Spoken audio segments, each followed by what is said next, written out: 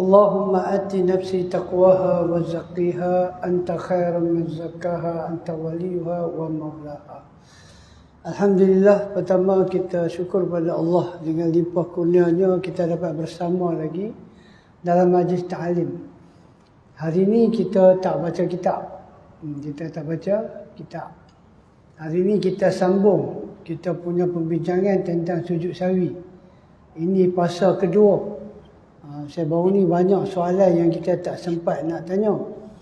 Jadi hari ini kita buka ruang. Kita buka ruang untuk sambung tanya soalan kepada Al-Fadhil Tuan Guru kita yang sentiasa bersedia menjawab soalan di mana-mana saja, bila dan ketika, dan pada waktu bila pun. Dan hari ini kita nak berkongsi sikit satu cerita, satu benda pada antum. Setiap orang dibenarkan tanya satu soalan saja. Satu soalan sajalah. Sebab apa? Sebab dalam ni pun nanti ada orang tanya soalan. Tapi kita buka kepada Masjid Karwa dululah. Kalau antum tengok tak ada orang tanya soalan, walaupun antum dah tanya dah satu soalan, boleh tanya lagi. Tidak ada masalah. Cuma kita nak bagi semua kesempatan, bagi semua dapat tanya. Nanti kalau kita tak cakap lagu ni, sekali lagi satu orang tanya 3 soalan, 4 soalan, jadi orang lain tak dapat tanya. Jadi kita buka mula-mula untuk satu soalan. Lepas tu tengok kalau tak ada siapa yang nak tanya soalan, antum boleh angkat tangan, terus tanya soalan. Dia taklah kita kata fokus pada bab sujud sahwi saja dah. Ada soalan apa pun tentang solat antum tanya. Hari ni kita buka untuk tanya soalan sisi soal jawab. Boleh antum? Sebelum tu mari kita dengar satu hadis daripada Imam Tirmizi. Daripada Abi Hurairah dan qala Nabi sallallahu alaihi wasallam. Kata Abu Hurairah, satu hari Nabi kata ittaqillah aisuma kunta. Bertakwalah kepada Allah di mana saja kamu berada. Itu. Ini pesan yang besar antum. Bukan bertakwa pada Allah ni bila ada di masjid. Bukan takwa pada Allah ni bila ada dalam majlis-majlis ta'lim dah. Aisuma kunta, di mana saja kamu berada. Bertakwalah kepada Allah. Tapi apabila kamu terlupa pesan Nabi ni. Nabi pesan supaya bertakwa di mana saja. Tiba-tiba kita terlupa. Bila kita terlupa, kita akan melakukan banyak kesalahan. Maka apa Nabi kata? Wattabi' sayyi'a al-hasanah tamhuha wa khaliqun nas bi khuluqin hasan. Nabi kata, wattabi' sayyi'ah, ikutilah keburukan ni dengan al-hasanah. Dengan hasanah. Ya betul antum. Lepas kita terlupa pesan Nabi supaya takwa, tiba-tiba kita terlanggar perintah Tuhan. Ada jalan keluar dah. Apa Nabi kata? Iringilah perbuatan buruk tu dengan perbuatan kebaikan. Sama lah tu Allah Ta'ala sebut dalam Quran pun benda yang sama. Apa dia? Innal hasana yuzhibna sayyi'at. Sesungguhnya hasanah, kebaikan-kebaikan ni akan membawa pergi keburukan. Tengok. Dan Nabi kata wa khaliqun nas bi khulqin azim. Dan Nabi kata bergaullah, berakhlak mulialah dengan manusia dengan akhlak yang baik. Ya, kita campur dengan masyarakat ni, kita kena campur dengan akhlak yang baik. Orang buat jahat kat kita, kita balas dengan baik. Tunjuk akhlak yang baik. Sebagai orang Islam, kita kena tunjuk akhlak yang baik antum. Baik. Jadi antum saya serah kepada Al-Fadhil Tuan Guru kita. Tak ada mukadimah. Tu mukadimah tu ya. Pendek tu lah mukadimah. Cerita tentang 2 benda Nabi pesan supaya bertakwa di mana saja berada. Dan yang kedua Nabi kata kalau terbuat benda jahat, cepat-cepat buat benda baik. Cepat-cepat buat benda baik. Sebab apa? Benda baik ni dia akan hapuskan benda jahat. Apa makna hapus antum? Bermakna hapus dalam buku catatan tak ada. Buku catatan tak ada. Padam. Rubber. Cepat-cepatlah buat benda baik. Dan hadis ni bukanlah suruh kita buat benda jahat. Lepas tu pergi buat benda baik. Bukan macam tu. Jangan faham macam tu pula. Okeylah. Pakaiannya benda baik ni dapat bawa pergi benda jahat. Kita boleh buatlah benda jahat. Bukan maksud dia lagu tu. Kalau kita terbuat benda jahat, benda salah, maka kita kena buat apa? Cepat-cepat kita buat benda baik. Supaya benda baik itu akan bawa pergi benda buruk ni. Sebab dua, hadis pun sebut sama, Quran sebut benda sama. Allah Ta'ala bagi jalan keluar bagaimana kita nak selesaikan masalah dosa ni kalau kita terlanggar. Itu hadis ni adalah hadis Imam Tirmizi. Jadi antum asyik nak jawab soalan yang tertunggak dulu ke? Macam mana? Ada soalan tertunggak antum daripada seorang sahabat kita, Ummu Nazir. Ummu Nazir tanya, Ustaz, saya ni sembahyang jamak. Saya jamak maghrib dan isyak. Maka bolehkah saya sembahyang witir di waktu maghrib tu? Itu soalan dia. Fahamkan soalan dia? Dia dah sembahyang jamak, dia sembahyang jamak maghrib, isyak. Sebetulnya witir lepas isyak. Sekarang dia dah jamak solat dah. Boleh tak lepas saya jamak maghrib tu saya nak solat witir? Semoga Umur Nazir adalah dengan Ustaz nak bagi jawapan dia, insya-Allah.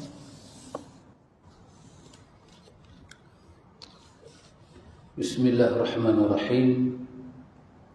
Alhamdulillah wassalatu wassalamu ala Rasulillah Nabiyina Muhammad ibn Abdullah wa ala alihi wa sahbihi wa man nasarahu wa wala. Amma ba'du. Yang kita raikan mursyid kita Ustaz Rina Sa'ad, ikhwan akhawat a'azakumullah wa uhibbukum fillah.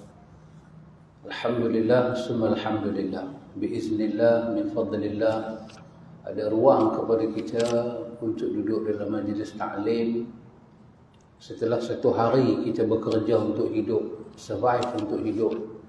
Mungkin kita ada tersilap yang kadang-kadang kita tak sedar. Bila kita duduk dalam majlis ta'lim ini, seperti hadis yang selalu Ustaz dan ulang, Imam Nawawi ambil hadis tu hadis Muslim, dia letak dalam Riyadhus Salihin di bawah bab kelebihan ilmu. Bila kita duduk majlis ilmu, kesalahan kita kesemuanya dicuci oleh Allah. Allah ampun. Satu hari punya kita struggle dalam hidup, cari makan, bela anak bini, kesusahan demi kesusahan, penat lelah kita, kesemuanya itu merupakan kafarah anidhu, penghapusan di atas dosa. Cari nafkah itu sendiri dah pahala besar. Lepas tu kita duduk pula majlis ta'lim di akhir-akhir waktu ini sebelum saat ni kita rehat, maka ada lagi satu kafarah, penghapusan dosa. Alhamdulillah. Merujuk kepada soalan yang ditanyakan oleh sahabat kita Ummu Nazir, iaitu apabila kita dah sembahyang jamak, kita dah selesai dah sembahyang jamak, tentulah jamak yang dia tanya ni adalah jamak takdim, bukannya jamak takhir. Kalau jamak takhir soalan ni tak timbul lah. Tentu ini jamak takdim. Allah Ta'ala yang maha mengetahui. Kelebihan orang sembahyang jamak ni, itulah kelebihan dia, iaitu dia boleh mengambil waktu yang kedua sembahyang dalam waktu yang pertama. Kalau dia safar, dia boleh buat dua-dua. Kalau dia mukim, dia tidak musafir, dia di rumah, dia sembahyang jamak di atas satu keperluan, dia hanya boleh buat 4-4. Dia tak boleh kasar. Kasar untuk orang sembahyang, untuk orang bermusafir sahaja dalam mahallah yang tertentu.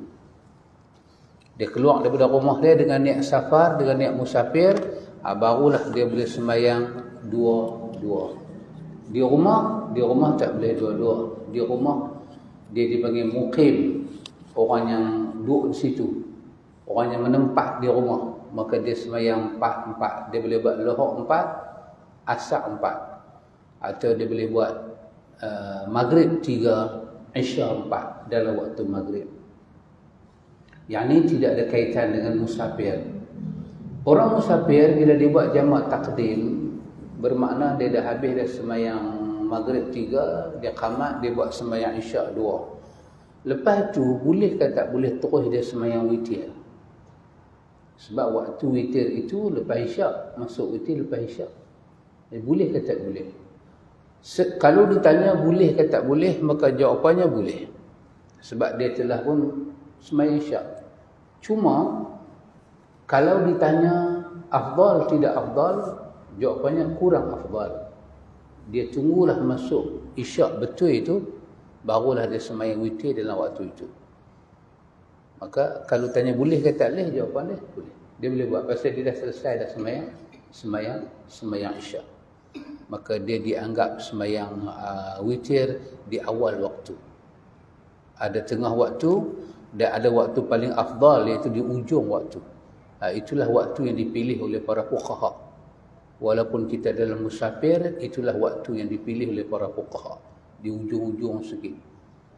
Kalau masuk isyak dia buat witir, itulah yang diterima, yang dipakai oleh para fuqaha. Tapi sah tak dia buat lepas daripada jamak takdim? Sah. Boleh. Begitu. Wallahu ta'ala. Terima kasih di atas penjelasan Ustaz. Makna dia kalau kita nak solat witir selepas kita jamu maghrib dengan isyak tu, boleh lah, tapi kita kata kurang afdal lah, tak disukai lah. Lebih baik kita tunggu lepas masuk waktu isyak baru kita solat baik. Yang kedua, saya daripada seorang sahabat juga, Kamarul Zaman, kalau tak salah saya, dia tanya soalan. Dia kata di antara lafaz yang dibaca sebelum membaca Fatihah, A'udzubillahi sam'i'alim minasyaitanir rajim min hamzihi wa nafthihi wa nafsihi, itu keafdal ataupun A'udzubillahi minasyaitanir rajim, yang mana lebih menepati sunnah? Itu soalan dia. Lafaz ta'awuz. Wallahu ta'ala a'lam. Allah Ta'ala yang maha mengetahui. Sahabat ditanya berkenaan dengan bacaan A'udzubillah dalam solat. Takbiratul ihram kita baca iftitah, lepas iftitah kita baca A'udzubillah, baru bismillah, baru Fatihah, baru surah.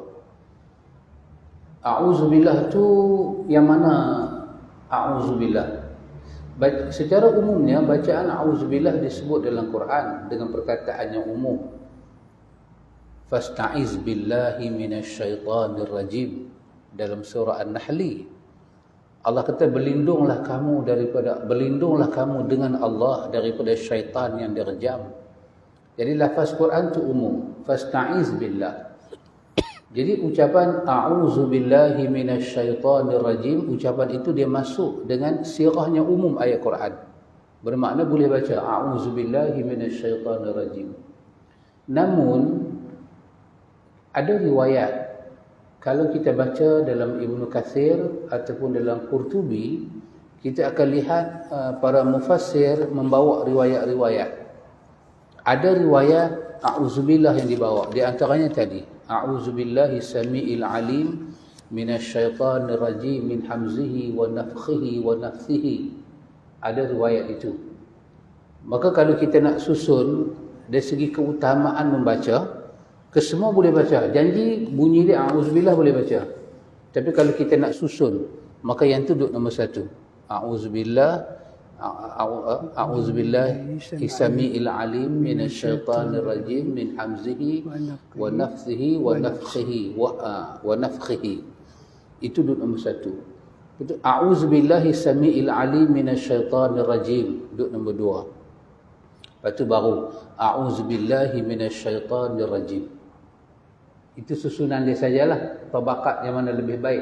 Tapi secara umumnya ketiga-tiga itu boleh dibaca kerana dia masuk dengan keumuman firman Allah, wa iza qara'tal Qur'an fasta'iz billahi minasyaitanir rajim. Bila kamu membaca Al-Quran, mohonlah perlindungan dengan Allah daripada syaitan yang direjam. Namun Nabi suka pakai yang pertama tadi. Ada tambahan min nafkhihi, hamzihi, nafkhihi wa nafthihi. Syaitan ni dia boleh ludah kita, dia boleh embus kita, dia sampai peringkat dia boleh cekik kita. Kalau dia nak buat, tengok orang tidur banyak kena tindih. Maka Nabi suka bacaan ni. Kalau boleh dibaca dalam sembahyang dia baca, luar sembahyang dia baca, kita nak start baca Quran, baca yang tu. Itu nombor, dia duduk keutamaan nombor satu. Nombor dua jatuh a'udzubillahi samiil alim minasyaitanir rajim. Boleh.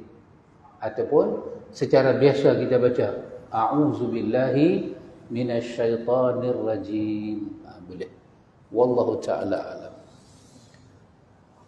Berdasarkan surah An-Nahl itu, wa idza qara'ta al-Quran fas'al billahi minasyaitonir rajim 98, bermakna ada ruang untuk kita baca yang mana ketiga bacaan tadi. Tapi yang afdal ni, yang Nabi suka baca ni, yang mula tadilah a'udzubillahi samil alim minasyaitonir rajim min hamzihi wa nafthihi wa nafsihi. Ataupun a'udzubillahi samil alim minasyaitonir rajim, itu yang kedua. Atau a'udzubillahi minasyaitonir rajim yang kita dah baca selalu. Jadi kita kena buat sikit kerja, kita kena cari tiga lafaz tu supaya kita ambil yang paling afdal. Kita ambil yang paling afdal, ataupun kurang-kurangnya kita dapat mengamal tiga sunnah tu. Tiga sunnah tu. Jadi kita tak selalu baca a'udzubillahi minasyaitonir rajim saja. Ini sebagai satu kita punya kerja rumah. Kerja rumah, kita cari tiga lafaz yang ada di dalam sunnah tu dan kita tukar-tukar supaya kita dapat pahala asing. Sebab apa? Pahala membaca apa yang Nabi baca. Baik, itu daripada segi membaca ta'awuz a'udzubillah sebelum baca Fatihah. Kemudian ada seorang sahabat lagi tanya, Ustaz, saya buka pada orang Kaura dulu lah. Ada apa-apa soalan ke? Saya kali dah baca soalan ni, sehari saya lupa. Ada apa-apa soalan ke muslimat? Kita bagi muslimat dulu. Ladies first. Ada soalan ke?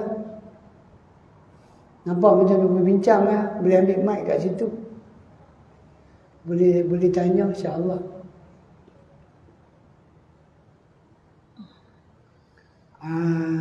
Kita punya muslimin. Assalamualaikum warahmatullahi. Berkenaan waktu larangan bersolat kan. Dalam tarikh itu ada 3 kan. Waktu selepas matahari tegak dengan lepas asar. Yang dimaksudkan dengan lepas asar tu, adakah sampai tak boleh solat langsung? Mereka ataupun boleh solat macam contoh macam solat mayat. Baik, soalan daripada Abang Wan. Abang Wan tanya ada 3 larangan waktu solat. Yang pertama, Nabi kata la solata ba'da subuhi, tidak ada solat selepas subuh. Okey. Kemudian yang kedua, larangan solat ketika matahari betul-betul ada di atas kepala. Dan ketiga, larangan solat ba'da asri, selepas asar. Ini ada 3 waktu larangan dan Abang Wan tanya soalan, kita kalau nak sembahyang solat selepas subuh ataupun selepas asar ni boleh tak? Ataupun larangan tu dia kekal memang tak boleh solat apa pun? Itu soalan dia. Jadi kita minta Al-Fadhil tolong bagi penjelasan, insya-Allah. Saya nak jawab pula. Ada soalan ni saya nak jawab banyak. Wallahu ta'ala alam, Allah yang maha mengetahui. Panel ada 2. Dia kena jawab dua-dua. Kena jawab juga panel ada 2. Allah yang maha mengetahui. Berkenaan dengan soalan waktu larangan solat, ada perkara yang kedua kita kena faham juga, iaitu pertama disebut larangan solat, waktu larang solat, satu. Yang kedua, dalam hadis itu juga menyebut tentang sebab larangan solat, sebab apa dia dilarang. Yang ketiga, para ulama berbeza pandangan tentang larangan itu larangan apa, haram atau makruh. Haram atau makruh. Dan yang keempat, para ulama menyatakan larangan itu berlaku secara mutlak pada semua keadaankah, ataupun ada keadaan tertentu tak termasuk dalam larangan. Seperti contoh kita sembahyang di Masjidil Haram. Hadis itu masuk dalam larangan itu. Maka ada fuqaha kata di Masjidil Haram larangan itu tak masuk. Baik. Saya kembali pada soalan tu. Itu di antara tajuk-tajuk yang dibincang berkenaan dengan hadis itu. Baik, berkenaan dengan waktu larangan dan disebut sebab. Sebabnya ialah Nabi kata Nabi tak mau waktu tanduk syaitan itu. Antara 2 tanduk syaitan, syaitan bermaharajalela dan dia akan pilih ke arah matahari nak jatuh tu, berbetulan dengan arah kiblat kita. Nabi tak mau time tu berlaku sebarang sembahyang sunat mutlak. yang bukan wajib. Sembahyang wajib Nabi tak mau. Sunat mutlak ni Nabi tak mau ada. Kalau sembahyang itu memang hukum dia fardu, tak apa. Sebagai contoh, kawan tu tak sembahyang syak lagi. Sekarang dah 6.40. Tak sembahyang syak lagi. Dan itu dah masuk lepas syak. Dah lepas ada orang bangsa. Dia nak sembahyang boleh ke? Dia boleh sembahyang lah. Sebab itu tuntutan fardu. Ada mayat. Itu tuntutan fardu kifayah. Yang tak boleh ni adalah sembahyang sunat tanpa sebab. Contoh dia masuk masjid. Bila dia masuk masjid ada sebab. Dan sebab itu diangkat oleh syarat tahiyat. Dia bolehlah sembahyang tahiyat sebab memang syarat anjurkan. Sunat mutlak ni tak ada pasal. Lepas syak buat apa? Sembang-sembang dah. Mayang bila sunat 2 rakaat tidak boleh. Larangan itu disepakati berlaku pada semua sembahyang sunat mutlak. Kemudian para fuqaha juga berbincang, waktu yang dilarang tu betul-betul duduk tak mana. Habis-habis sembahyang asar ke? Ataupun tak mana? Kerana dia dikaitkan dengan tanduk syaitan, qarnu syaitan. Maka kalau lihat kepada qarnu syaitan itu betul-betul matahari nak ghurub. Jadi kita kata in between antara nak habis asar dengan nak masuk awalnya maghrib. Maybe 15 minit atau 10 minit itu. Itulah waktu yang tak dimundurkan kita sembahyang apa-apa sembahyang sunat. Bahkan Imam Abu Hanifah dalam mazhab Abu Hanifah dia kata kalau time tu nak sembahyang jenazah pun dia kata jangan. Termasuk mazhab Imam Malik dia kata jangan. Biar matahari jatuh dulu dah masuk maghrib barulah sembahyang jenazah. Tetapi mazhab Syafi'i dia kata tak. Dia kata yang berkaitan dengan sembahyang fardu itu tetap dilaksanakan. Dah mayat dah masuk kebetulan sembahyang. Bila nak tanam tu lewat sikit. Biar orang dah bang maghrib habis, orang dah sembahyang maghrib habis, barulah kita bawa mayat itu pergi ke tanah perkuburan. Jadi itu waktu yang dibincangkan oleh para ulama. Kebanyakan para ulama berpandangan demikian, bukanlah bermakna habis-habis asar tu dah tak ada sembahyang apa-apa sembahyang sunat. Lagi satu tadi berkenaan dengan sebab apa Nabi larang. Yang kedua masa larangan. Yang ketiga larangan itu untuk sembahyang apa? Itu sembahyang sunat mutlak. Dalam fiqh ada kata sunat mutlak, bukan sunat fardu. Jadi cuma untuk sembahyang mayat inilah berlaku khilaf mazhab Syafi'i dengan mazhab 3 mazhab lain. Mazhab Syafi'i dia tetap membenarkan boleh sembahyang mayat. Sebab dia termasuk sembahyang fardu. Cuma nak tanam mayat itu dilewatkan. Sebab ada larangan, iaitu larangan tanam mayat waktu malam. Ada larangan. Kecuali mayat itu kalau kita bawa ke esok pagi dia akan jadi uzong. Maka bolehlah kita tanam, tapi biar habis dah sembahyang maghrib semua habis dah, barulah kita bawa mayat pergi ke tanah pusara. Jangan di sini orang bawa maghrib kita nak pergi tanam mayat tam situ, itu tidak mahu. Itu betul-betul khilaf dengan petunjuk hadis yang ada. Kemudian lagi satu, para ulama khilaf apakah larangan ini termasuk larangan haram atau makruh. Itu pula masalah dia. Larangan itu haram atau makruh. Mazhab Syafi'i memilih larangan itu larangan makruh. Larangan makruh juga demikian Abu Hanifah, bukannya larangan haram mutlak. Namun Abu Hanifah menyatakan walaupun dia makruh, dia tetap termasuk dalam larangan. Maka afdalnya kita hindari. Lepas-lepas habis dah sembahyang subuh, dekat-dekat antara subuh nak habis dengan nak berlaku isyraq, antara cerah dengan gelap, cahaya merah tu duk keluar, janganlah sembahyang apa-apa pun. Tak usahlah sembahyang apa-apa pun. Bahkan kalau time tu baru kita ambil uduk, kita ada sunat uduk lepas tu kan, maka boleh kita takhirkan sembahyang sunat uduk tu biar dia cerah, dia sembahyang, dia masuk dalam waktu isyraq. Itu di sisi pandangan para fuqaha. Namun para fuqaha juga berbeza pandangan larangan itu haram ataupun makruh. Boleh sahabat? Wallahu ta'ala a'lam. Ustaz nak tambah? Perlu tambah apa Ustaz? Alhamdulillah terjawab soalan Abang Wan tadi. Kita pergi kepada Pak Cik. Belakang tu Pak Cik ada soalan. Kita tanya Pak Cik. Waalaikumsalam warahmatullahi. Bagi Zamzam, bagi mic.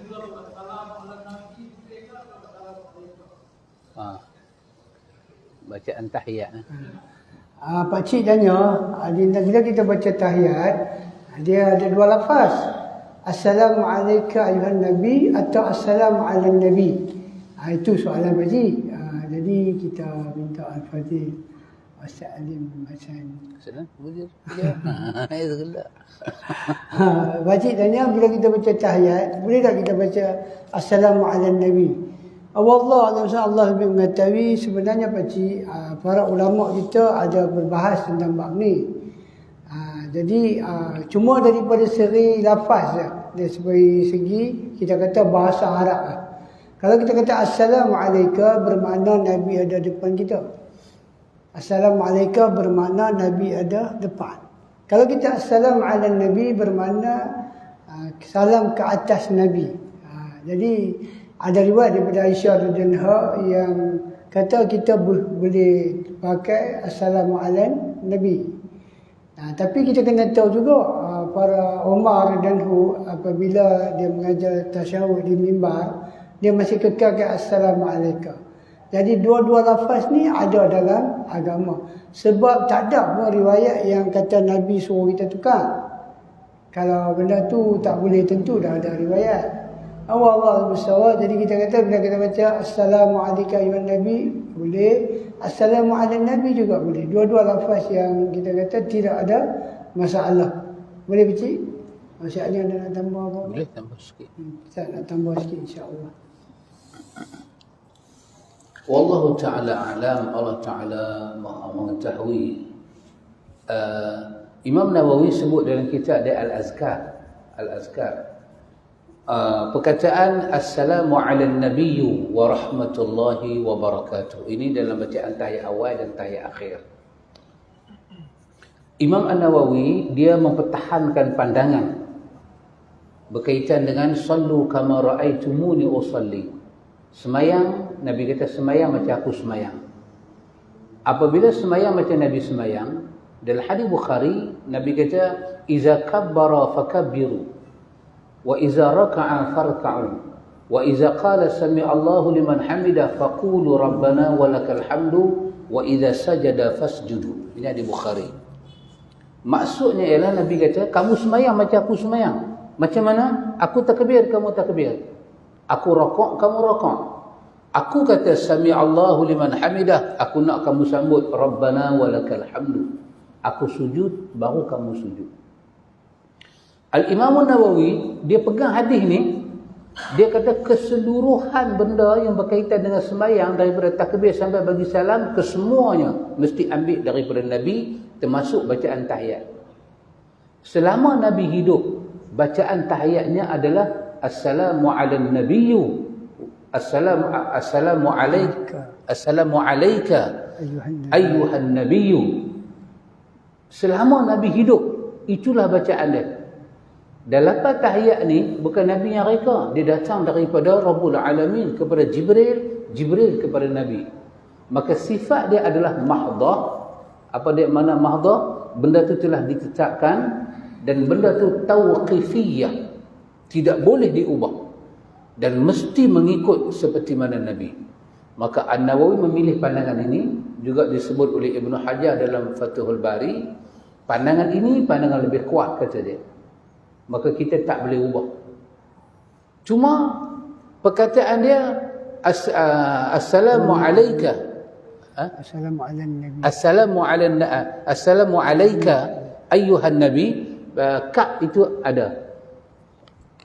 An-Nawawi menafsirkan bila Nabi hidup orang kata Assalamu alayka, tapi dah Nabi wafat, takkan kita nak pertahankan kak tu lagi? Dia kata tak, mesti dipertahankan walaupun satu huruf, kerana itu datang daripada lisan Nabi.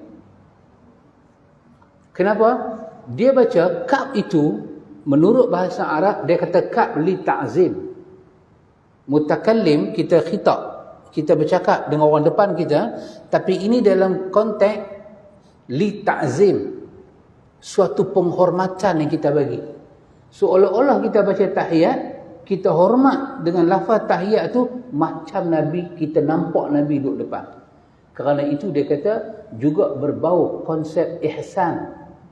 Kau beribadat pada Allah seolah-olah kau melihat Allah. Kalau kau tak dapat melihat dia, sememangnya Allah melihat kau. Jadi kita selawat kat Nabi tu macam sahabat selawat Nabi duduk ada depan. Jadi kau itu jangan diubah. Jangan dipakai assalamu ala nabi, tapi dikekalkan assalamu alaika ayyuhan nabi. Al-Imam Nawawi dia pertahan pandangan ni. Itu satu pandangan, dan itu pandangan dalam mazhab Syafi'i. Lagi satu pandangan, iaitu apa yang dibuat oleh Umar Al-Khattab. Iaitu perkataan itu Sayyidina Umar, dia faham daripada sudut bahasa Arab. Bila orang tu dah tak ada, Allahumma salli ala Muhammad, Allahumma salli ala Muhammad. Kita tak kata, kita tak ganti dah nama Muhammad tu dengan dhamir, dengan ganti ka. Assalamu alayka ya Rasulullah.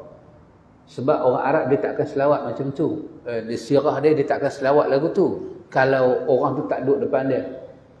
Allahumma salli ala Muhammad, sama ada dia pakai nama tu ataupun dia akan sebut Allahumma salli ala Nabi.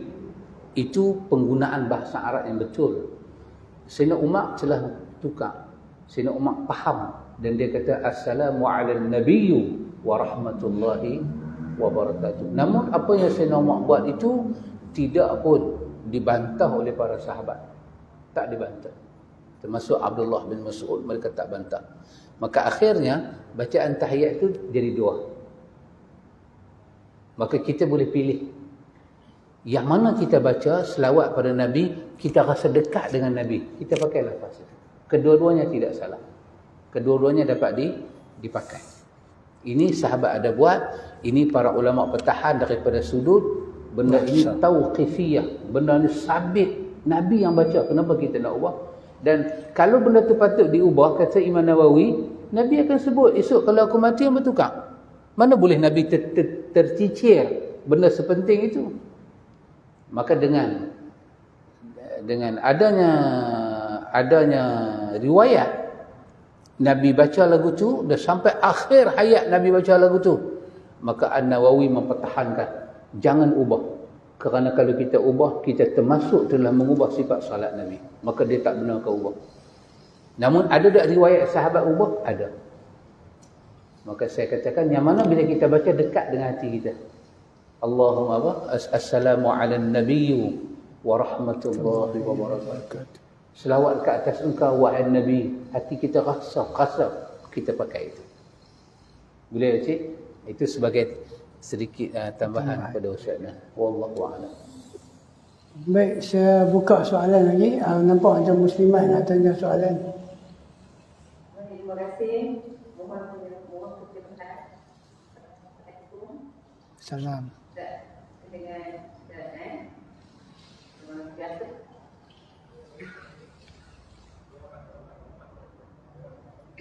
Ya, sebut nama Ustaz tu. Ustaz Nana. Saya lagi.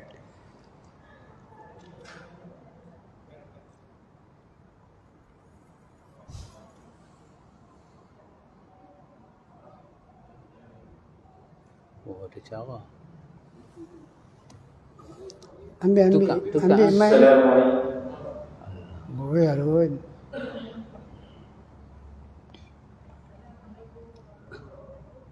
Bagi mic tu. Dan dengan Ustaz Abdul Tak boleh mic tu short. Saya bagi mic lain, mic tu short. Dia ada sikit je problem. Bateri dia kot. Pakai mic ni. Mic tu.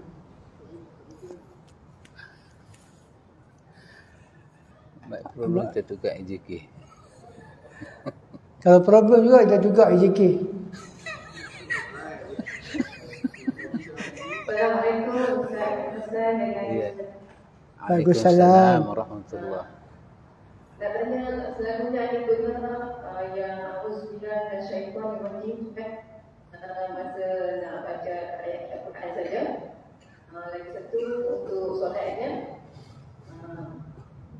Rabbi a'udzubika min hamazati syaitani wa a'udzubika Rabbi an yahzurun. Boleh ya? Okey. Dua soalan. Itu saja. Itu saja. Terima kasih. Baik. Pertama kita punya muslimah tanya Macam mana jawab? pasal dia sebut nama Salim dulu. Jadi nampaknya Salim nak kena jawab. Kita ni tengok sebut nama siapa dulu dia jawab. Itu tutoran baru yang saya baru dapat tahu daripada kita punya produser Ali dah. Yang tu satu bacaan yang kita muslimah kata dalam solat kita baca auzubillahi minasyaitonir rajim. Kan dia ada satu ayat Quran tentang apabila kita merasa kehadiran syaitan, kita ada bacaan auzubillahi. Itu boleh tak kita baca dalam solat atau itu bila kita merasa gangguan syaitan saja? Ya. Wallahu ta'ala a'lam. Allah Ta'ala yang maha mengetahui. Pertama, bacaan itu bacaan yang sabit daripada nas Quran. Cuma bacaan itu kita tak pernah jumpa apa-apa riwayat daripada Nabi, sahabat dan para ulama tabi'in yang menjadikan itu sebagai awalan untuk kita sembahyang ataupun untuk kita baca Quran. Tidak ada. Sebab Nabi sendiri menunjukkan petunjuk dia a'udzubillah. Kita boleh baca bacaan itu pada ketika-ketika yang lain. Habis kita ataupun tengah baca Quran. Tengah kita baca Quran. Kita pun nak baca ala siratim mustaqim. Kita rasa macam syaitan duk kacau kita. Baca doa tu. Baca doa tu. Supaya Allah melindungi kita daripada kehadiran syaitan. Adapun sebagai permulaan baca Quran, kekalkan bacaan Nabi ajar. A'udzubillahi samiil alim minasyaitanir rajim. Baca Quran. Tengah-tengah baca Quran dia kacau kita. Dia ganggu kita. Kita baca doa tadi. Adapun dalam solat. Dalam solat, kalau kita rasa dia ganggu kita sungguh, Nabi sendiri mengajak kita bacaan. Baca a'udzubillah dan kita meludah dengan syarat sebelah kiri 3 kali. Itu saja. Namun bacaan itu tetap Nabi tak ajak baca ketika ada gangguan dalam solat. Jadi bacaan itu boleh baca, kita baca tempat-tempat lain. Kita nak masuk rumah, kita rasa meremang, baca. Sebab kita minta perlindungan pada Allah. Kita rasa susah nak tidur malam, kita baca bacaan itu. Kita rasa sedih macam tak ada punca, kita boleh baca bacaan itu. Namun pada tempat-tempat yang Nabi telah menunjuk apa yang patut dibaca, kita baca bacaan yang Nabi tunjuk itu. Wallahu ta'ala a'lam. Ustaz nak tambah? Wallah mengetahui sebenarnya benarlah. Ada sunnah-sunnah ni yang Nabi dah tentu tempat dan masa dia, maka kita amalkan benda tu. Seperti kata Ustaz tadi, betul kita ada hadis bagaimana sahabat tu terganggu dalam solat dan Nabi beritahu lagi syaitan tu namakan Dzib ataupun dipanggil Kinzab, dua nama. Nabi ajak auzubillah saja. Nabi tak suruh baca ayat yang tentang bila kita rasa kehadiran syaitan ni, kita minta lindung daripada Allah. Itu adalah jawapan daripada soalan muslimah tadi. InsyaAllah saya buka soalan lagi. Kalau ada muslimah ke ada muslimin nak tanya boleh insyaAllah. Ya pakcik.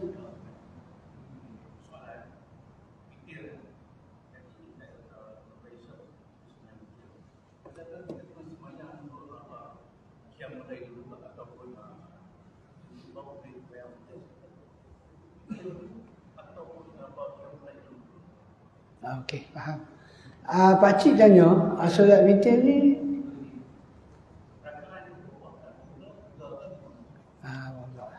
Allah lebih mengetahui. Pakcik tanya tentang solat witir. Tadi kita kata solat witir tu kita semayang lepas kita jamak solat. Sekarang pakcik tanya, boleh tak kita semayang witir ni awal sebelum kita semayang qiyam mulai? Boleh tak? Ataupun berapa rakaat dia? Itu soalan pakcik. Ada dua soalan. Ustaz, yang pertama, boleh tak semayang witir? Lepas tu baru semayang qiyam mulai. Solat-solat tahajud lah, apa-apa sajalah. Tapi semayang witir dulu. Selalunya kita semayang witir akhir. Yang kedua, berapa rakaat dia? Bolehkah 1 ke, 3 ke, 5 ke? Berapa yang kita boleh solat? Wallahu ta'ala alam, Allah ta'ala maha mengetahui. Tadi apa yang muslimat tanya tu, macam mana? Rabbi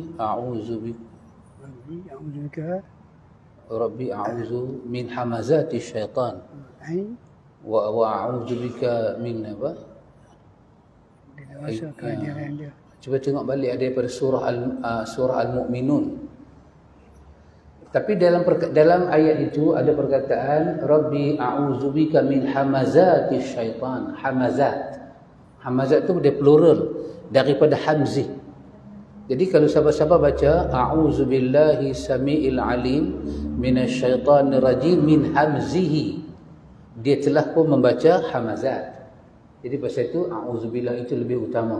Sebab dia baca yang ni, yang Al-Mu'minun 97 tak silap saya, itu telah berhimpun di dalam perkataan a'udzubillah tadi. Kerana itu a'udzubillah diletak di atas daripada bacaan ni semua. Baik. Balik pada soalan Pak Cik. Boleh solat witir tak awal? Ustaz Nam panggil apa Pak Cik? Saya tak gamak nak panggil Pak Cik. Saya tak nak abang yatim. Saya tarik balik. Abang yatim. Saya tarik balik. Nak panggil abang yatim. Saya tarik balik. Ingat tak hari tu tanya? Yang saya tersilap. Saya ingat nama penyanyi dan nama pelakon. Abang yatim. Saya Melayu mula lupa. Abang yatim yang tanya. Jadi bila saya panggil abang, macam dah jawab separuh soalan dah. Apa Ustaz? Baik. Abang itu tanya apa? Kita sembahyang witir. Sembahyang witir awal. Lepas tu boleh.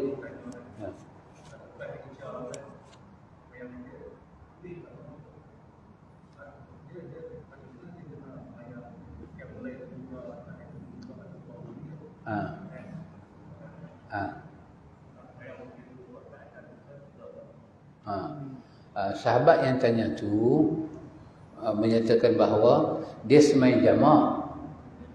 Dia buat jamak. Dah habis dia sembahyang jamak takdim. Dia buat maghrib 3, isya 4. Lepas dah habis dia buat jamak takdim, maghrib 3, isya 4, boleh tak dia buat sembahyang witir? Itu soalan dia.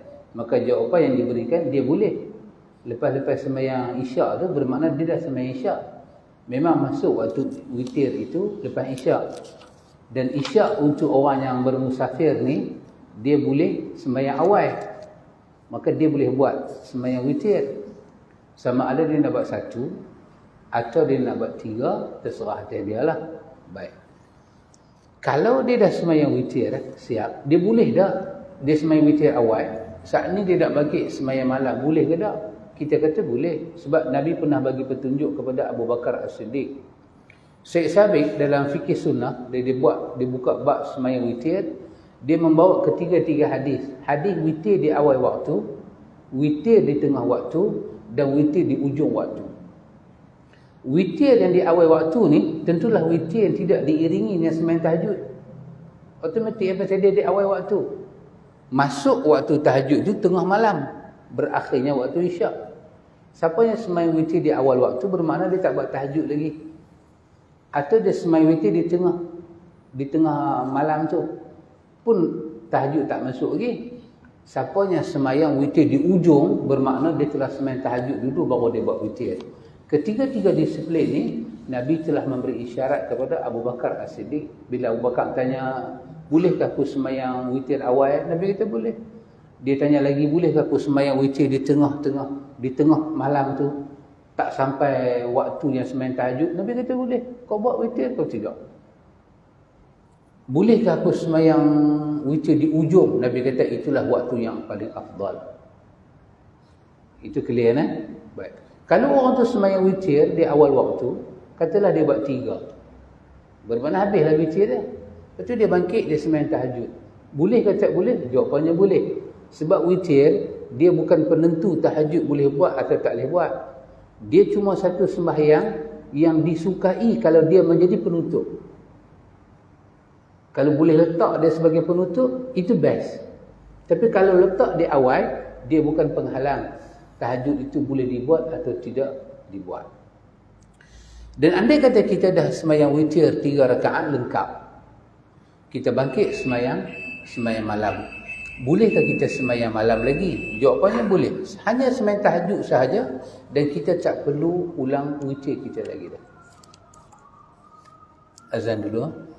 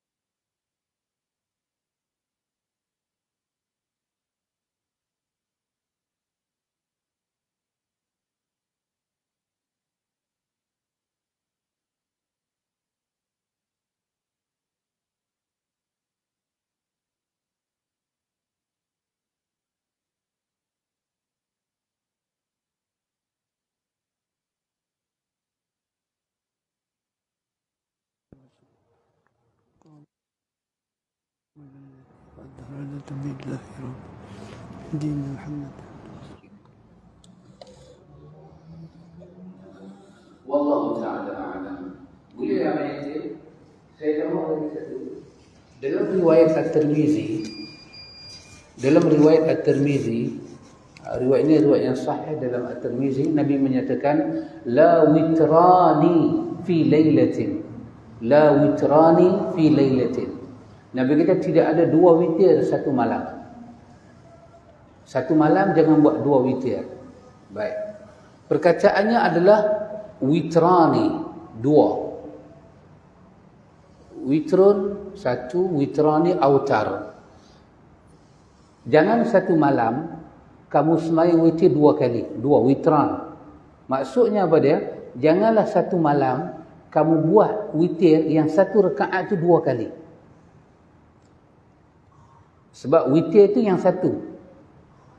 Witrun apa? Dia ganjil kan? Kalau kita buat 2 rakaat witir, dia bukan ganjil. Jadi 2 berjumpa dengan 1 baru ganjil. Kalau kau tu sembahyang tu dia niat witir 2 rakaat bagi salam, dia buat lagi 2, dah jadi 4 bagi salam. Dia bangkit pula buat lagi 2 salam. Itu kita kata witir dia 6. 6 tu tak jadi witir lagi. Dia kena buat yang 1 tu hasil. Sebab 6 masih angka genap. Bila dia buat yang satu, baru jadi 7. Maka Nabi kata yang satu tu, yang pelengkap kepada witir tu, jangan ulang 2 kali. Tadi kita buat 3 rakaat awal, lepas tu katalah kita jalan-jalan ke, nampak macam ada ruang tengah malam, kita sembahyang tahajud. Bila kita sembahyang tahajud, yang satu tu jangan ulang. Sebab yang satu tu jangan buat 2 kali. Hadis ni menyebabkan para ulama berbeza pandangan. Yang Nabi tak bagi ulang tu satu. Tapi kalau yang 2 tu boleh tak ulang? Kalau kita ulang, tadi kita buat 3. Kita sembahyang tahajud. Lepas tu kita nak buat witir lagi. Kita ulang 2. Kita tak buat 1, buat 2. Bila kita buat 2, automatik. Yang ni 2, tadi 3, dia jadi 5. Yang ni, mazhab Syafi'i dia kata boleh. Yang satu tu jangan ulang. Yang satu tu buat sekali aja. Yang mana 2 tu boleh diulang. Kerana hadis ni. Nabi kata, la witrani fi layla. Dalam satu malam tak mau ada 2 witir. Bukanlah maksudnya, tadi dah buat 3, tengah malam tak boleh buat langsung. Tak. Mazhab Syafi'i pilih, kalau nak buat tengah malam, buat yang ganjil tu. Yang genap tu. Yang genap. Yang ganjil tu jangan ulang dah. Boleh Abang Yatim? Boleh nak? Sebelah Abang Yatim, boleh nampak tak pakcik kita? Boleh nak? Apa cik pula kena panggil abang kita. Abang Aziz lah. Abang Ismail. Wallahu ta'ala a'lam. Boleh Abang Yatim? Alhamdulillah. Saya tarik balik keadaan Naci. Wallah Allah berarti maknanya jelaslah. Kita boleh solat witir awal sebagaimana Abu Bakar Nabi pesan. Kepada Umar, Nabi kata kalau boleh bagi lewat. Jadikan dia akhir daripada solat kamu. Dan bila saya kata lah witran lebih lain, makna dia bukanlah lepas kita solat witir, kita solat 3, nanti kita bangun malam, kita sembahyang tahajud, kita tak boleh solat witir dah. Kita kena tahu satu benda, witir ni ganjil. Itu mudah, paling mudah kita ingat witir ni ganjil. Tadi kalau kita sembahyang 3, tengah malam kita nak sembahyang witir, sembahyang 2. Dia jadi 5. Dia jadi 5, jangan sembahyang 1. Dia jadi 4. Witir dia bukan genap ke ganjil. Boleh sembahyang boleh. Kalau kita sembahyang 5, kita sembahyang 2, jadi 7. Dia kita ganjilkan dia. Itu senang kita ingat. Kita mudah ingat. Witir ni ganjil. Kalau tadi lepas Isya kita dah sembahyang dah 1, saya tengah malam, aku kalau sembahyang 1 jadi 2, tak boleh sembahyang 2 jadi 3. Itu witir. Itu witir. Okey, saya buka soalan lagi kepada muslimat boleh tanya, muslimin boleh tanya. Ya. Waalaikumsalam warahmatullahi wabarakatuh. Saya ada soalan sini tentang wanita yang surah. Adakah boleh dibacakan ayat suci Al-Quran yang biasa dilazimi ataupun tak boleh? Satu lagi penggunaan tafsir. Adakah boleh kita tukang buat surah? Wanita yang Ma'zurah. uzur. Allah Azza mengetahui wanita yang uzur. Jawab terus. Wanita yang uzur, main tahu uzur tak susah jawab. Main tahu. Ada satu ayat Quran dalam surah Al-Waqi'ah yang Allah sebut la yamassuhu illa al-mutahharun. Antum buka surah Al-Waqi'ah, ayat yang Nabi itu ada satu ayat Allah Taala kata la yamassu illa al-mutahharun. Tidak menyentuhnya kecuali orang yang suci. Orang yang suci, jadi para ulama mereka berbincang tentang kata suci di situ. Sebab kita kena tahu ayat Quran ni ada ayat yang hakiki dan ada ayat yang majaz. Itu kena tahu dulu. Baru kita boleh faham. Ayat yang hakiki bermakna, saya bagi contoh. Bila Quran kata ya allazina amanu idza kuntum ila shalah fa'silu wujuhakum. Orang beriman bila kamu nak sembahyang maka basuhlah muka. Maka muka ni dipanggil ayat hakiki. Tak ada orang yang tak tahu apa maksud muka. Kalau kita tanya muka hang mana, dia takkan tunjuk muka pintu, muka surat dah. Dia tahu muka. Lepas tu ayat yang kedua, wa aydiyakum ilal marafiq, basuh kedua tangan sampai siku. Semua orang tahu yang mana tangan, yang mana siku.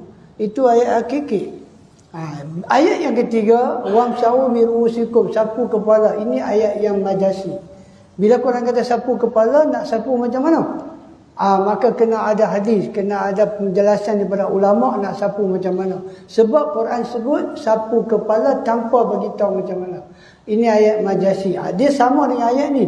La yamassu illal mutahharun, tidak menyentuhnya kecuali orang yang suci. Sekarang perbahasan dia, suci daripada apa? Suci daripada apa? Suci daripada najis? Suci daripada haid? Suci daripada junub? Itu satu perbahasan. Maka seorang sahabat Nabi yang bernama Ibn Abbas. Ibn Abbas kata masuk di suci di situ para malaikat. Bukan kita. Bukan kita. Masuk suci di situ bukan manusia. Sebab apa? Ayat seterusnya. Tanzilun min Rabbil Alamin. Diturunkan oleh Tuhan seluruh sekalian alam. Bermakna Quran tu di lauh mahfuz, di langit dunia belum turun. Malaikat yang sentuh dia baru diturunkan. Jadi kata Ibn Abbas berdasarkan ayat tu, makna suci di situ al-mutahharun, dengan baris atas pula mutahharun, bukan mutahhirun. Bermakna orang yang disucikan. Siapa? Para malaikat. Itu satu tafsiran. Bermakna wanita haid boleh tak nak pegang Quran? Boleh. Satu, wanita uzur. Yang kedua, kita ada hadis daripada Imam Bukhari. Hadis daripada Imam Bukhari, dan hadis ni memanglah Imam Syafi'i pun tahu. Apa dia? Ketika Aisyah radhiyallahu pergi dengan Nabi buat umrah, tiba-tiba Aisyah datang kepada Nabi, datang kepada Nabi dalam keadaan menangis. Maka Nabi SAW tanya kepada Aisyah radhiyallahu, kenapa menangis? Uzur ke? Aisyah radhiyallahu sebut, ya uzur. Dan Nabi sebut sangat jelas, buatlah apa yang orang haji buat, kecuali tawaf dan solat. Antum, daripada hadis ni kita boleh faham, orang pergi haji takkan tak baca Quran. Anak lafaz Nabi kata buat apa yang orang haji buat. Orang haji baca Quran. Bermakna membaca Quran ketika uzur, Nabi benarkan. Itu adalah dua benda, dua dalil. Satu dalil daripada Al-Quran, satu dalil daripada hadis. Maka Imam Syafi'i mempertahankan wanita uzur, dia tak boleh pegang Quran kecuali Quran yang ada tafsir. Itu boleh. Itu satu. Dalam mazhab Syafi'i, wanita yang uzur boleh baca Quran yang ada tafsir. Yang kedua, dia boleh baca Quran kalau dia ni siapa dia? Dia orang ni orang yang hafizah, hafal Quran. Takut hafalan dia hilang. Dia dibenarkan baca dengan niat apa? Zikir. Maka dia boleh membaca Quran. Tapi setelah kita tengok dua pandangan ni, maka kita berhak memilih pandangan yang kita rasa lebih kuat.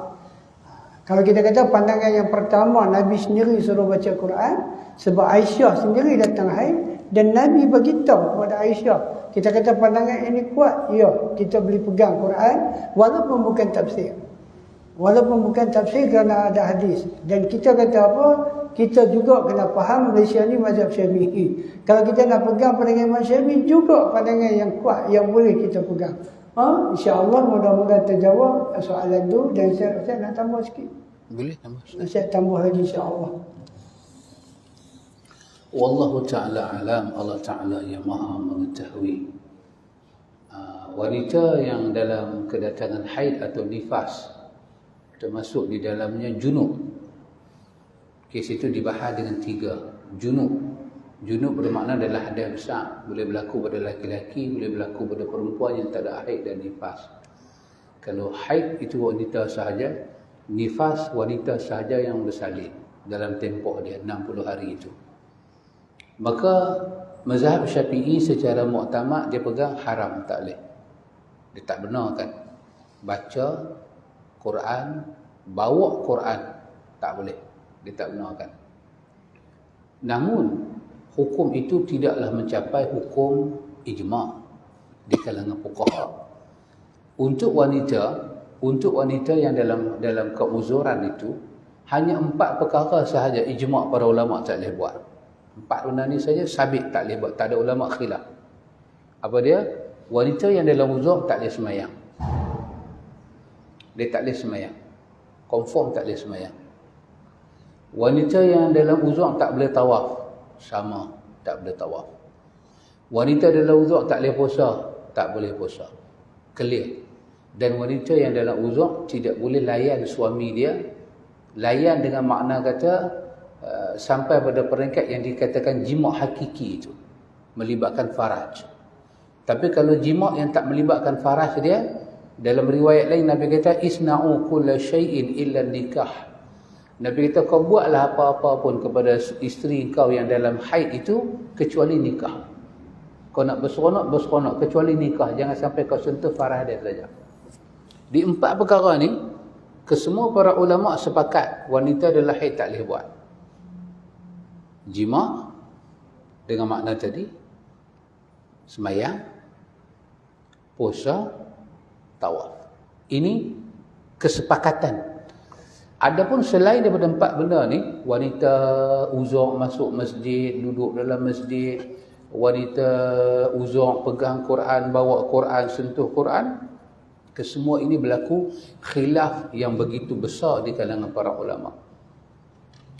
Kalau kita pergi ke sebelah India, kita pergi madrasah-madrasah sebelah Pakistan, kita akan tengok guru-guru hafaz Quran, hafizah-hafizah mereka 24 jam mengajar Quran. Mereka ada murid hafaz Quran, banat ni, tahfiz lil banat ni, untuk wanita saja, 24 jam mengajar Quran. Dan mereka adalah guru yang muda-muda. Menunjukkan mereka berpegang dengan mazhab menyatakan wanita yang dalam haid itu boleh baca Quran. Dan kenapa mereka tak benar, mazhab yang tak benarkan wanita pegang Quran ini? Pertama, kerana ada riwayat Muslim, Aisyah nak lalu dalam masjid tu. Yang kedua, sebab ayat Quran kata, yas'alunaka 'anil mahid. Mereka bertanya kepada engkau Muhammad tentang haid. Allah suruh jawab, Nabi, qul huwa adza, katakanlah dia benda kotor, dia benda cemar. Maka bila Quran kata lagu tu, mereka mula membahas, bila Quran kata qul huwa adza, maka suasana azza tu tak masuk dengan ketinggian Al-Quran, tak masuk, tak patut. Maka seelok-eloknya mereka yang datang ke uzuran ni wanita, mereka tak sentuh Quran, mereka tidak baca Quran. Baca dengan makna baca lah, a'udzubillah, lepas tu baca huruf demi huruf, ikut prosedur sampai khatam, tak patut. Tetapi apa-apa bacaan biasa yang melibatkan ayat Quran, dia bukan dalam bentuk bacaan, dia datang dalam bentuk zikir, dalam bentuk doa. Macam kita nak baca selalu, Rabbana atina fid dunya hasanah wa fil akhirati hasanah wa qina azabannar. Itu memang doa, tapi dia daripada Quran. Tapi kerana dia menjelma pada kita dalam bentuk doa, yang macam ni mereka kata tidak mengapa. Mazhab Syafi'i juga kata tidak mengapa. Yang tak boleh ni apa dia? A'udzubillah, baca alif lam mim, baca habis. Kenapa? Kerana bila Quran kata qul huwa adza fa'tazilun nisa fil mahid, dia tak masuk dengan ketinggian Al-Quran yang Ustaz Nam baca tadi. Kitab dia kitab mulia, innahu lakitabul karim. Quran ni kitab yang cukup mulia. La yamassuhu illal mutahharun. Allah bagi contoh. Ibn Katsir memilih pandangan ni. Yang tidak menyentuh Quran melainkan orang-orang yang suci bersih. Suci bersih itu siapa dia? Berdasarkan surah Abasa tu. Dalam surah Abasa kan Allah cerita tentang mukarramatin marfu'ah, mereka yang malaikat ini kiramin bararah. Al-Waqi'ah telah ditafsirkan oleh surah Abasa. Apa makna la yamassuhu? Ini kaedah Quran menafsirkan Quran. Jadi bila Quran kata la yamassuhu illal mutahharun, tidak menyentuh Quran melainkan para malaikat yang suci bersih, tengok Allah menggambarkan yang menyentuh Quran itu siapa dia? Golongan para malaikat yang suci bersih. Malaikat tak ada haid, malaikat tak ada nifas, malaikat tak ada junub. Itulah keadaan sentuh Quran. Jadi bila kita terlibat dengan ni, terlibat haid, terlibat nifas, terlibat dengan junub, maka suasana tu tak sesuai dengan ketinggian Al-Quran yang digambarkan pada surah Waqi'ah tadi. Maka kerana itu mereka lebih memilih pandangan itu. Tapi ada tak ulama kata boleh? Boleh. Maka bila kita dengar Ustaz Nan cakap lagu tu, saya kata make your personal opinion. Pilih. Kalau kita rasa tak, kita ini bukan penghalang untuk saya menyentuh kalam Allah. Bolehkah ada benda menghalang seorang hamba membaca kalam Allah? Bolehkah? Ini mazhab Abu Hanifah. Bolehkah ada benda terhalang kita? Kalau ibadat khusus, mungkin nas ada. Tapi baca Quran, dia bukan ibadat khusus, dia ibadat umum. Bolehkah ada satu benda menghalang seorang hamba bermunajat dengan Tuhan dia? Kita kata boleh, apa dia? Haid, nifas. Abu Hanifah kata tak masuk akal. Yang tu bukan penghalang. Yang tu cuma nak bagi tahu kau dalam keadaan kotor, kau tak patut buat ibadat khusus. Namun lain pada ibadat khusus kau boleh buat. Itu pandangan mazhab balik sana. Abu Hanifah dipanggil dengan ashabur ra'i. Dia suka mengembangkan fikiran kita. Jadi kerana itu 4 perkara tadi saja disepakati. Apa tadi? Solat, puasa, tawaf, jima. Adapun masuk masjid, pegang Quran, apa lagi satu? Masuk masjid, pegang Quran. Lagi satu. Lalu, wanita lalu dalam masjid, wanita pegang Quran, itu tidak masuk dalam perbahasan muktamad. Itu semua jadi khilaf. Itu pandangan daripada saya lah. Itu make personal opinion. Boleh sana? InsyaAllah boleh. Sekarang kita dah dengar ada perbahasan para ulama. Jadi atas kita lah kita nak pegang pandangan yang mana. Dan kalau kita nak sampaikan benda tu pun kita kena hati-hati sebab ada wanita-wanita yang tak mengaji, nanti dia kata kita gila. Dia kata kita gila sebab apa? Dia tak tahu. Dia tak tahu ada perbahasan, dia kata kita sesat. Nanti dia akan canang pula kata kita sesat. Sedangkan benda tu ada perbincangan dia bukan ijma', insya-Allah. Lagi saya buka soalan lagi kepada muslimin kaum muslimat, insya-Allah. Sebelum kita baca soalan dalam ni lagi. Bismillah lah. Salam.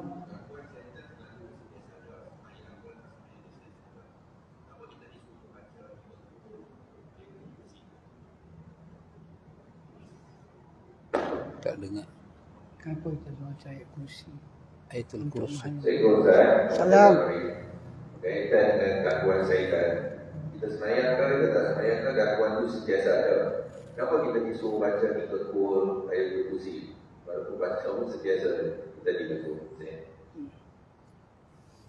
Soalan dia, kenapa? Kita tahu gangguan syaitan tu memang ada. Tapi kenapa kita disuruh baca 3 kol dan juga ayat kursi sedangkan kita tahu gangguan syaitan itu wujud. Dia minta Ustaz bagi penjelasan insya-Allah. Kenapa kita kena baca juga? Wallahu ta'ala a'lam. Allah Ta'ala maha mengetahui pada sahabat yang bertanya. Semoga dirahmati Allah. Ini soalan yang menarik.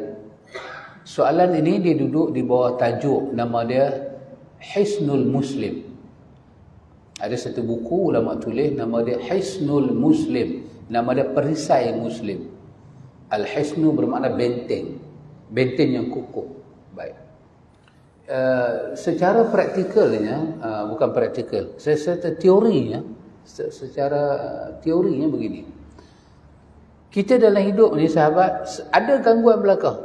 Dalam rumah tangga ada gangguan, bini pun kadang diganggu, isteri pun kadang diganggu. Oh, bini lain, isteri lain. Pukul 9 dia main lagu tu. Maknanya kadang lelaki pun diganggu. Baik. Kenapa? Bila kita diganggu, tempat kerja kita diganggu, tengah jalan kita diganggu, kenapa masa tu kita tak baca apa-apa ayat pun? Kita nampak orang gila lalu, orang tak sioman. Kadang dia meluru ke arah kita buat tak tahu. Tengok dia main. Auzubillah minasyaitan. Tak. Sebab gangguan ada 2 jenis. Ada gangguan pertama, gangguan biasa. Kalau kita tak mau diganggu, kita tak boleh hidup. Memang kena ganggu. Kalau kita, orang tua kata, kalau takut bermain di ombak, jangan berumah di tepi pantai. Kalau takut nak bermain dengan ombak, jangan berumah di tepi pantai. Bolehlah. Jadi kalau kita takut ombak tu, jangan kita buat rumah tepi pantai. Ini adalah realiti. Ada gangguan yang biasa, common. Gangguan biasa, tak ada apa-apa. Dulu kami buat forum, Ustaz Abdullah Iraqi duk cakap, saya duk sembang Ustaz, dia tepuk meja. Woi, sembang apa? Masa tu dia duk jual produk lah, kami duk sembang. Sekali dia hangat. Itu gangguan luar biasa. Apabila gangguan dia mencungkil emosi kita, ini bukan gangguan yang biasa. Gangguan itu mesti diatasi. Anak kita nak periksa, dia tertekan, biasa. Demam, biasa. Tapi kalau dia tertekan, sampai peringkat dia menggigil, dia tengok pen, dia jadi macam apa? Gemuruh. Ini kena atasi ya. Kita cepat-cepat kena motivate balik jiwa dia. Bacaan ayatul kursi, dia termasuk dalam hisnul muslim. Protect seorang muslim. Sebab apa? Sebab syaitan akan ambil jalan, dia akan cari peluang ganggu kita. Tapi ada time, apabila dia ganggu kita, kita akan tewas. Time-time itulah agama menganjurkan kita zikir-zikir tertentu. Time bila dia akan ganggu kita? Kalau kita tak protect diri, kita akan tumbang belah pagi, belah petang. Maka Nabi ajak kita zikir pagi, zikir petang. Bila dia akan ganggu kita? Lepas sembahyang. Nabi ajak kita wirid lepas salat dan ayatul kursi. Bila dia akan kacau kita hakikat? Dia pun tak tahu esok kita hidup, kita mati, kita tidur. So bila kita tidur, kita antara hidup dan mati. Tapi roh kita berleha-leha di alam mimpi. Dia boleh kacau kita. Dan masa tu kalau dia ganggu kita, dia akan ganggu betul-betul maksimum. Nabi suruh kita hisnu, protect. Kadang-kadang orang bangkit-bangkit pagi jadi bodoh. Bukan bodoh Ustaz, bodoh sokmo. Bodoh sokmo ni orang kata bodoh betul. Gangguan-gangguan. Kadang-kadang dia kena penyakit yang tak ada jawapan. Maka ada time-time tertentu, kemuncak-kemuncak, dia boleh bagi gangguan besar. Maka time itulah kita tengok agama protect kita. Baca ayat ni, baca 3 ni. Sampai nak tidur, Nabi suruh kita embuih, sapu ke seluruh badan, ambil uduk. Sebab kalau kita tewas masa tu, dia akan serang kita betul-betul. Maka agama minta kita protect diri kita lebih daripada keadaan biasa. Hak biasa pun dia ganggu, tapi dia tak kuat sangat. Dia dah semayang, dia ganggu kita. Allah. Baru teringat, tadi beli kasut baru. Nabi tak ajak pun baca apa-apa pun. Cuma Nabi peringat, kalau semayang tu 3 ke 4, pilih angka korang. Saya ingin buat sujud sawi, biar syaitan menangis. Targhiman li syaitan. Targhiman li syaitan. Biar dia berguling atas tanah tu kerana kita buat sujud sawi. Tapi ada masa, kita kena protect diri kita. Kadang-kadang dia serang kita betul-betul. Pasal itu ada ruqyah. Ada bacaan ruqyah. Ayatul kursi. Jadi itu dia punya relevan dia. Kenapa time tu ada ayat ni, time biasa-biasa tidak ada ayat-ayat demikian. Wallahu ta'ala a'lam. Kalau nak faham bab tu lebih, belilah satu buku nama Hisnul Muslim. Di situ dibahas dengan detail. Alhamdulillah. Sebenarnya benarlah seperti Al-Fadhil kata, sebab tu siam juga dipanggil jundah, puasa juga dipanggil perisai. Mana dia dengan puasa ni dia boleh jadi perisai juga. Ada banyak rupanya dalam agama ni benda-benda yang boleh maintain diri kita. Cuma kalau kita tak amal benda-benda tu, kita akan masalah antum macam-macam boleh jadi. Baik antum. Kau rehat. Okey antum, saya jawab dulu 2 soalan ya. Pasal ni soalan daripada penonton kita. Satu, Abu Nawas. Nama dia Abu Nawas antum. Abu Nawas Abu, dia kata, Ustaz, kalau saya bangkit lewat subuh 6.40, mana dia dah habis, azan subuh dah habis, bolehkah saya semayang solat qabliyah subuh, lepas tu baru solat subuh? Wallah a'lam bissawab, Allah lebih mengetahui. Sebenarnya dia pernah jadi kepada Nabi SAW. Nabi bangun waktu matahari dah panas, dah cerah. Nabi suruh Bilal ubah tempat. Nabi kata tempat tu banyak syaitan. Maka Nabi suruh azan. Lepas tu Nabi semayang sunat sebelum subuh lagi, baru Nabi semayang subuh. Jadi apa yang Abu Nawas ni kena buat? Pertama, bila bangun, lepas tu dah pergi suci diri bersih, azan dulu. Pasal azan masjid tu, azan untuk kita pergi masjid. Kalau kita tak pergi masjid, kita kena azan. Jangan kita guna azan masjid untuk kita solat. Dia satu benda yang berlainan. Azan masjid tu dia kata hayya 'alas salah, hayya 'alal falah. Marilah menuju kejayaan, tapi kita tak pergi. Dia panggil nak salat, marilah semayang, kita tak pergi. Maka kita nak semayang, kita bangun lambat, kita azan. Kita azan, kita semayang sunat, baru kita semayang subuh. Kita jangan tak azan pula. Pasal azan tu pergi masjid tu untuk kita pergi sana. Wallahu a'lam bissawab. Yang kedua, salam Ustaz, Kalau orang tu dia lupa sujud sahwi, ini umur nazir lah.